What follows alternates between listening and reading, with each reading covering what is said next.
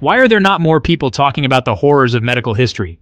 The pursuit of knowledge has driven humanity to incredible heights, but it's also led us down dark and twisted paths. Today, we're diving into the abyss of medical research gone wrong, exploring the stories of human experiments so shocking, they'll leave you questioning the very nature of humanity. From the Nazi death camps of Auschwitz to the sterile labs of American universities, we'll uncover the horrifying truths behind these unethical studies. Prepare to be shocked as we journey through time, exposing the darkest chapters of medical history. Buckle up, because the truth is about to hit you like a ton of bricks. If you think this was inhuman, wait until I tell you about Josef Mengele's experiments on twins. Did I see you grimace? How about the making of a phobia? The air hung heavy with fear and despair. Amidst the chaos, a man with a chillingly gentle demeanor stood on the train platform, his piercing blue eyes scanning the arriving prisoners. This was Josef Mengele, the angel of death, a man who held the power of life and death in his hands. Mengele was obsessed with twins, believing they held the key to unlocking the secrets of genetics and heredity. His gaze fell upon a pair of identical twins, their eyes wide with terror, clinging to their mother. With a wave of his hand, he ripped them apart, their screams echoing in the desolate silence. Inside the camp, Mengele's reign of terror continued. He subjected twins to unspeakable horrors, from injecting them with deadly diseases to performing gruesome surgeries without anesthesia. Their pain meant nothing to him. They were merely tools, lab rats in his twisted experiments. One survivor, Vera Alexander, recalled her harrowing experience. Vera and her twin sister endured countless experiments, their bodies poked, prodded, and mutilated in the name of science. Despite the overwhelming evidence against him, Mengele managed to evade justice, slipping through the cracks of history to live a life free from accountability. Mengele's experiments were a horrific testament to the depravity of which humanity is capable when driven by unchecked ambition and a disregard for basic human dignity. We must never forget the victims, their suffering a testament to the fragility of humanity and the ever-present potential for darkness to consume even the most brilliant minds.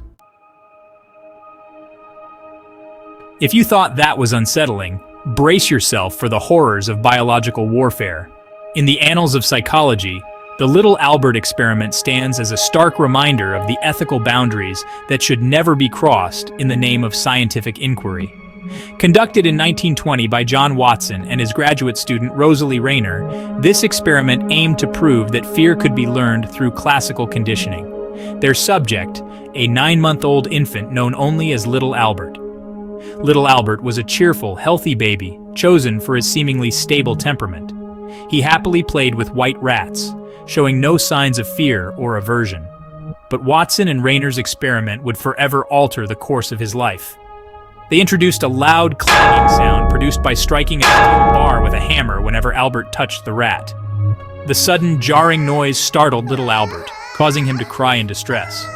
This pairing was repeated numerous times, the innocent creature becoming inextricably linked with terror in the infant's mind. As the experiment progressed, Little Albert's fear began to generalize to anything white and fluffy. The ethical implications of the Little Albert experiment are staggering, a helpless infant subjected to repeated trauma. The Little Albert experiment serves as a cautionary tale, a reminder that ethical considerations must always take precedence over scientific ambition. Am I the only one that didn't know about the horrors of Unit 731? Feeling horrified? Wait until you hear about Dr. Lauretta Bender's experiments on children. Hidden deep within Manchuria during World War II, Unit 731 became a breeding ground for horrific human experiments. Led by Dr. Shiro Ishii, this Japanese unit earned a chilling reputation for its depraved disregard for human life. Inside Unit 731, prisoners of war, including men, women, and children, were subjected to unimaginable horrors. They were infected with deadly diseases like plague, cholera, and anthrax. Their bodies ravaged as researchers documented the effects. Vivisections were performed without anesthesia, the victims' screams swallowed by the cold, sterile walls. Dr. Ishii, driven by a fanatical devotion to his research, presided over these atrocities with cold detachment. He viewed the prisoners as human guinea pigs, their lives expendable in his quest for scientific advancement. The horrors of Unit 731 extended beyond the laboratory walls. Prisoners were used in gruesome field tests, tied to stakes and exposed to biological weapons. Others were subjected to simulated grenade attacks and flamethrower experiments. As World War II ended, Dr. Ishii received orders to destroy all evidence of Unit 731's activities. The remaining prisoners were executed, their bodies disposed of in mass graves or incinerated. Dr. Ishii and his team struck a deal with the U.S. government, exchanging research data for immunity from prosecution. The legacy of Unit 731 stands as a chilling reminder of the horrors of war and human depravity. If you think that was shocking, listen to A Betrayal of Trust. At Creedmoor Psychiatric Center in New York City, Dr. Lauretta Bender conducted controversial experiments on children. She believed electroshock therapy could treat children with mental illnesses, especially schizophrenia. Bender administered electroshock therapy to children as young as 3, often without informed parental consent. Children experienced repeated shocks, leading to memory loss and cognitive impairments. Bender also experimented with LSD on children, believing it could offer insights into childhood schizophrenia. The effects of LSD were unpredictable, causing hallucinations and emotional distress. Many children experienced lasting psychological trauma from these experiments. Dr. Bender's work raises serious ethical concerns about informed consent and the potential for lasting harm. Chapter 5. The Tuskegee Syphilis Study, A Betrayal of Trust. I don't think people understand the full extent of the horrors that unfolded during the Tuskegee Syphilis Study. The year was 1932. The Great Depression had gripped America, leaving millions unemployed and desperate. In the rural South, Macon County, Alabama, was home to a predominantly black population struggling to survive amidst poverty and limited access to health care. It was against this backdrop of despair that the U.S. Public Health Service launched a study that would go down in history as one of the most shameful examples of medical racism and ethical misconduct, the Tuskegee Syphilis Study. The study's purported aim was to investigate the natural progression of untreated syphilis in black men. However, the researchers had no intention of offering any treatment, even after penicillin became the standard cure for syphilis in 1947.